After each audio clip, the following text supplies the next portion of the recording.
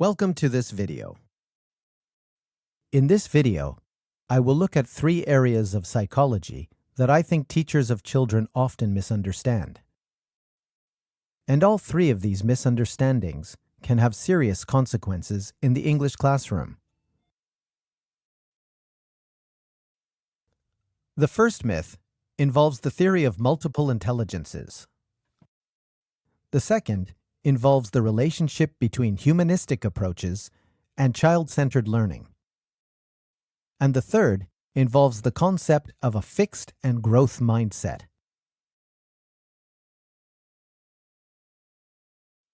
First, multiple intelligences. Howard Gardner's theory of multiple intelligences divides intelligence into various categories, such as logical mathematical intelligence, verbal linguistic intelligence, or musical intelligence. This theory challenged the popular idea that intelligence is a general ability measured by IQ, which, when I grew up, was the normal way of assessing people's intelligence. It's great that this general categorization of intelligence doesn't happen so much anymore. And the theory of multiple intelligences can take a lot of credit for this change. The theory of multiple intelligences has also had the very positive effect of encouraging teachers to value each child's individual ability, rather than just looking at one narrow assessment of their academic ability. On the other hand, Howard Gardner's ideas have often been misunderstood. There are many teachers of children who see students as having learning styles based on what kind of intelligence they have. And sometimes, teachers even refer to children as being kinesthetic learners or musical learners. There is a popular idea that a teacher should try to understand what kind of intelligence a child has, and then teach in a way that is appropriate for that kind of intelligence. This is a misunderstanding of Howard Gardner's theory. He has said clearly that intelligences are not learning styles. There is currently no research to support the idea that children have different learning styles based on the kind of intelligence they have, and no research that shows children learn better if taught in a way that fits learning styles of this kind. In fact, research clearly shows that children learn more deeply when they learn in multiple different ways, sometimes using music, sometimes learning through more logical exercises, sometimes moving around.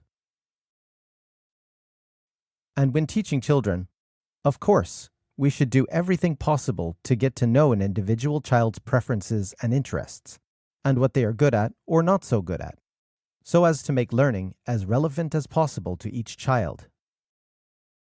But that is a very different thing from categorizing a child as having a learning style that she doesn't have.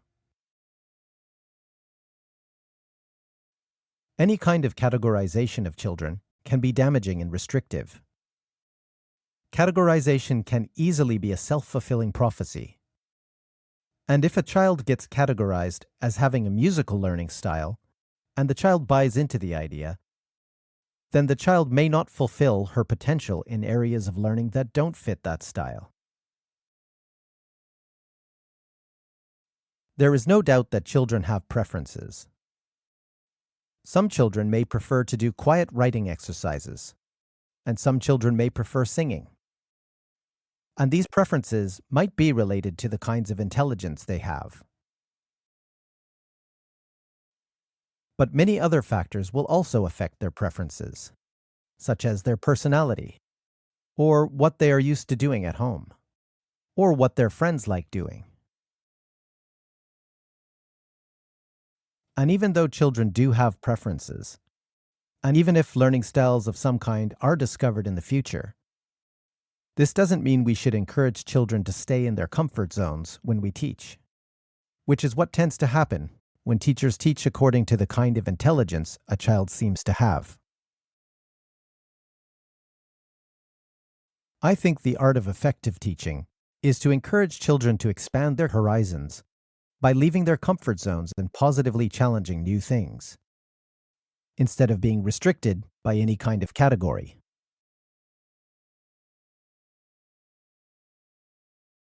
Humanistic approaches. Historically, humanistic or person-centered approaches to teaching children have long provided an alternative to teacher-centered approaches. And many aspects of humanistic approaches have also been incorporated into constructivist approaches to teaching. There isn't just one humanistic approach that can be clearly defined here, so I think it is most useful to look at key elements that are found in many humanistic approaches. I will give a brief overview of some of these elements, and then look at the misunderstanding that I think can seriously affect children's classes. First, cooperation. Humanistic approaches tend to favor cooperation among students rather than competition between students. The emphasis is on encouraging children to support each other through teamwork. Play. These days, most approaches to teaching children emphasize the value of play, but it has long had a very central role in humanistic approaches. In a humanistic approach, games in the classroom are normally seen as generating more genuine emotions and ideas than activities that are not games. They bridge the gap between a child's world outside the classroom and inside the classroom. Individualized whole learning. Humanistic approaches emphasize the importance of the individual feelings and perceptions of each child. They focus on building up children's autonomy and educating the child as a whole person. This leads to a focus on social and emotional aspects of learning, not just on developing a child's intellect. And it also leads to a greater focus on diversity in the classroom. Choice. A key element in a humanistic approach is choice. Children should feel they are making genuine choices, not just following the teacher. In some situations, this means giving the children a lot of freedom to study what they want. In other situations, particularly when there is a shortage of time, it means building up a children's interest and need for a lesson target before they learn it. Tolerance of ambiguity. I think humanistic approaches tend to foster children's tolerance of ambiguity, especially by focusing on the process of learning rather than the end product, and by avoiding teaching in a clear-cut way where answers are clearly right or wrong. Children with a high tolerance of ambiguity can more easily handle uncertainty, mystery, confusion, surprises, the unknown. In fact, they can more easily handle new things. It is worth adding that for many children, learning English is their point of contact with an international world that is full of different cultures, different races, and different religions.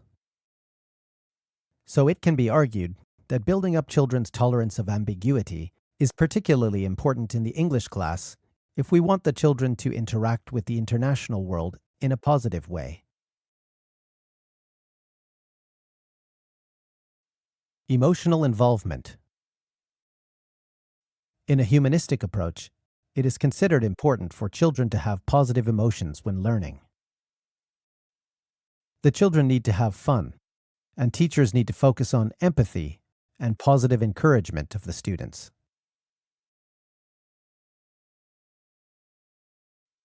The teacher as facilitator. In a humanistic approach, children are considered to be learners by nature. The teacher's role is to facilitate this learning, especially by creating a safe, enabling environment. So what's the problem? That all sounds great, doesn't it? I think the common myth is that if we focus on these humanistic elements in our teaching, we can't use time efficiently. It is common for more teacher-centered teachers to see the child-centered teacher as just a facilitator who tries to get out of the way as much as possible, so as to let the children play and learn autonomously. The busy teacher, with limited time to teach and a language syllabus to get through, may think, those humanistic ideas are lovely, but I don't have time to teach in that way. This perception is certainly accurate in many playgroups or in schools where the children have plenty of time to learn. And it is unfortunately often true that many child-centered teachers don't use time efficiently enough, even when the children have very little time to learn English. But it doesn't need to be like that. Almost all these humanistic elements also play a central role in a constructivist approach to teaching. And I think a constructivist child-centered approach can be applied effectively both in classes where the children have lots of time to work autonomously, such as with project-based learning, and also in classes where there is limited time to get through a syllabus.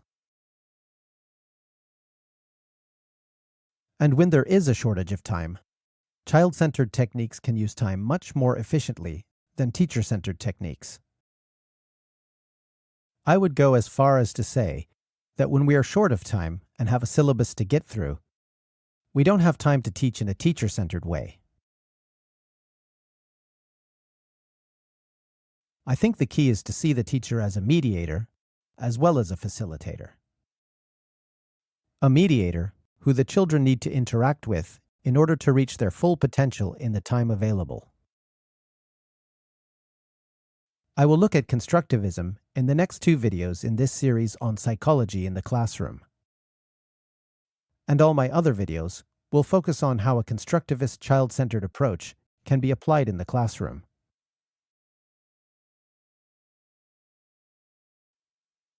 Fixed and growth mindset. Carol Dweck's research on the difference between a fixed mindset and a growth mindset has had a big impact on the way children are taught.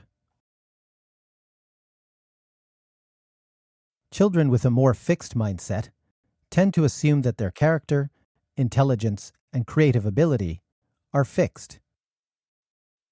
These children tend to look for confirmation from others that they have a good character and are intelligent. And when they see themselves as having some kind of skill, they tend to avoid taking risks and avoid failure so as to maintain their fixed view of themselves as being good at something.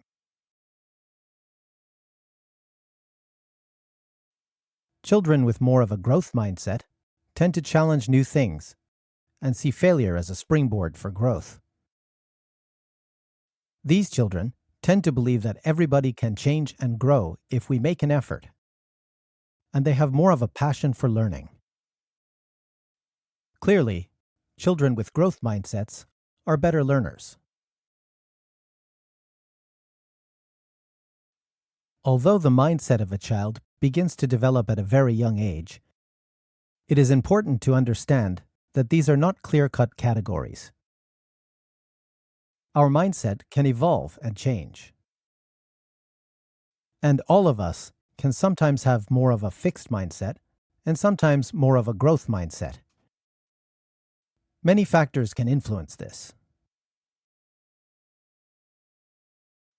With children, it has been found that praising children's ability can trigger a fixed mindset. There can even be negative consequences immediately after receiving this kind of praise. A child may prefer to repeat the tasks she completed successfully rather than try something new and risk failure. So what's the myth?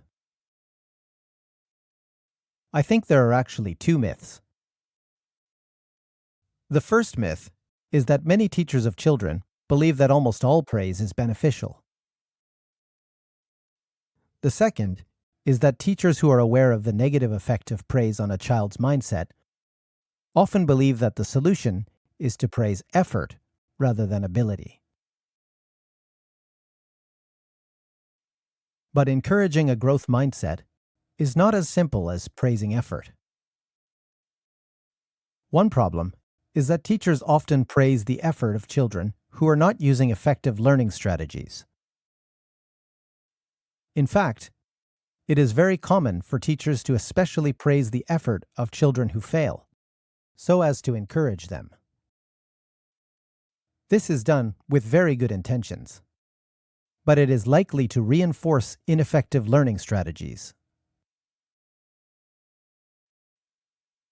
If we are going to praise, I think the important thing is to first support a child to find a successful learning strategy, and then praise the process she used when she does, such as by saying, "That's a good way to do it." This kind of process praise can have a very positive effect on the children's willingness to challenge new things. Thank you very much for watching. In the next video, I will introduce constructivism and look at some of Piaget's main ideas.